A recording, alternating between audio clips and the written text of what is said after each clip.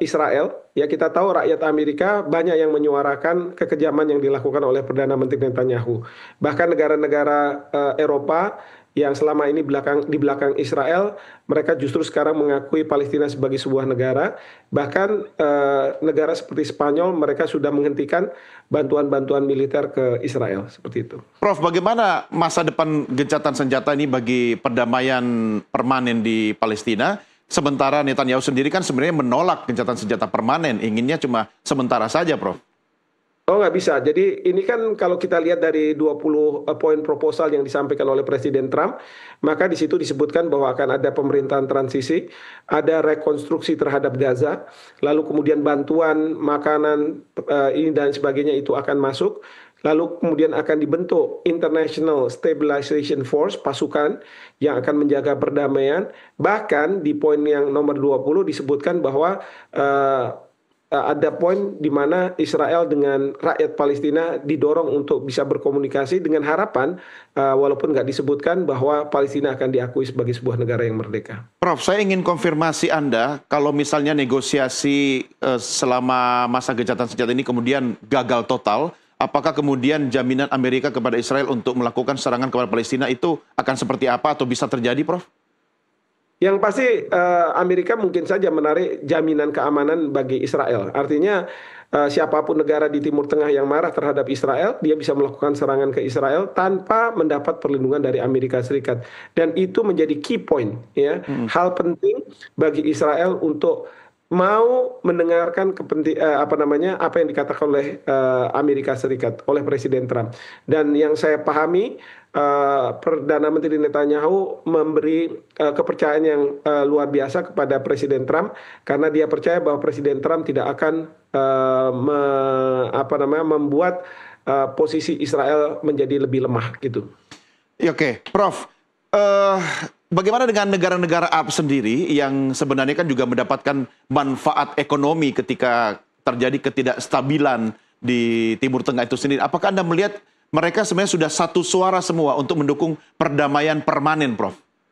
Oh iya, ini masalah persenjataan, keuntungan dari masalah senjata dan sebagainya harusnya dikesampingkan karena ini sudah bicara umat manusia dan semua negara sudah merapatkan barisan dan satu perspektif, satu pandangan bahwa ini harus dihentikan, ya, karena sudah tidak mungkin lagi tindakan Netanyahu yang mengatakan bahwa ini hak untuk membela diri itu bisa dibenarkan. Ini sudah harus dihentikan seperti itu. Ya, kemudian fokus selanjutnya terkait dengan penarikan pasukan, apa yang bisa Anda sampaikan, Prof?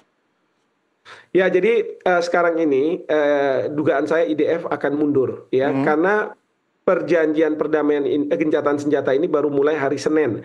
Jadi jam 00 hari Minggu. Nah, hanya saja saya lihat di bagian tertentu di Gaza, rakyat mulai kembali, mereka sudah mulai merayakan kemenangan seolah-olah begitu. Dan kemudian tentara IDF mungkin khawatir, takut mereka akan diserbu, maka mereka melakukan serangan-serangan.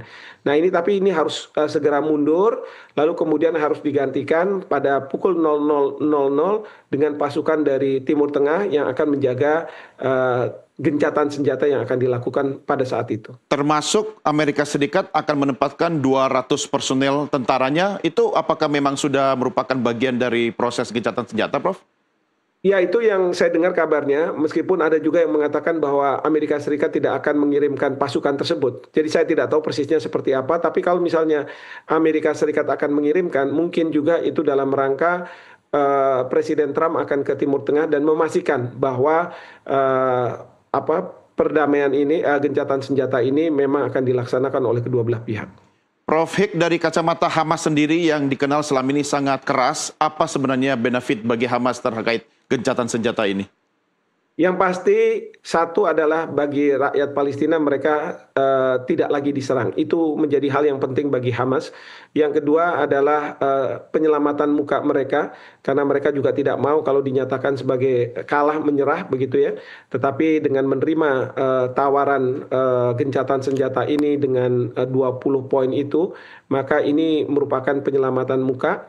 Dan yang ketiga adalah mungkin Hamas juga sudah pada satu titik di mana mereka akan lebih realistis untuk menerima two-state solution. terkait dengan yang akhirnya memiliki otoritas di Gaza sendiri, menurut kesepakatan siapa, Prof? Nah, ini kan harusnya pemerintahan transisi. Nah, kita belum tahu siapa pemerintahan transisi, tapi yang dibicarakan adalah Tony Blair, mantan Perdana Menteri. Tapi dia dari Inggris dan saya khawatir ya, karena Inggris ini kan yang memulai masalah Israel-Palestina. Belum lagi Tony Blair ini punya lembaga yang terafiliasi dengan Israel. Saya justru mengusulkan kalau bisa Bapak Presiden mengendorse mantan Wakil Presiden Yusuf Kala untuk menjadi kepala pemerintahan, karena dari negara yang Islam moderat, lalu kemudian punya pengalaman sebagai kepala pemerintahan, sebagai wakil presiden, dan bisa menggerakkan perekonomian. Karena yang dibutuhkan sekarang oleh Gaza itu adalah menggerakkan perekonomian dan melakukan rekonstruksi yang penting.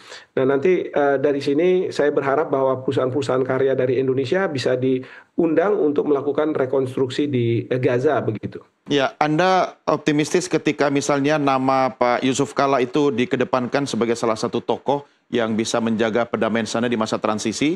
Apa yang sudah dilakukan atau endorser seperti apa yang bisa Indonesia lakukan, Prof? Saya rasa saya optimis ya. Jadi kalau Bapak Presiden bisa mengontak Presiden Trump, kemudian juga kepala-kepala pemerintahan, kepala negara yang ada di Timur Tengah, bahkan juga rakyat Palestina, saya yakin perwakilan dari rakyat Palestina, saya yakin mereka akan bisa menerima figur seperti Pak Yusuf Kala ini. Artinya ini juga peluang bagi upaya diplomasi Indonesia secara internasional ya, Prof ya?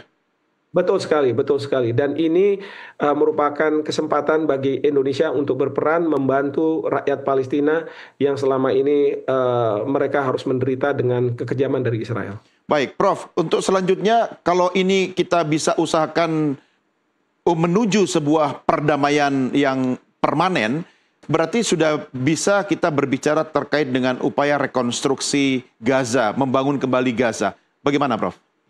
Ya, memang dalam proposal disebutkan bahwa akan ada rekonstruksi terhadap Gaza. Dan kemudian masyarakat tidak akan dikeluarkan dari Gaza, masyarakat Palestina, mereka akan kembali ke tempat-tempat yang selama ini dibombardir oleh Israel. Dan kemudian mereka bisa menjalankan kehidupan ya sebagaimana kehidupan sehari-hari. Jadi ini sudah mengarah ke sana. Kalau saya baca di 20 poin yang disampaikan oleh Presiden Trump. Oke, kalau terkait dengan kasus genosida, kaitannya dengan International Court Justice, itu akan seperti apa follow up-nya, tindak lanjutnya, terkait juga dengan paralel upaya perdamaian di Timur Tengah ini, di Gaza ini, Prof? Nah, ini yang kemudian mungkin bisa jadi kompromi, mungkin ya, karena Presiden Trump tentu tidak ingin bahwa Perdana Menteri Netanyahu dibawa ke ICC untuk kemudian diadili, karena sudah ada surat penangkapan.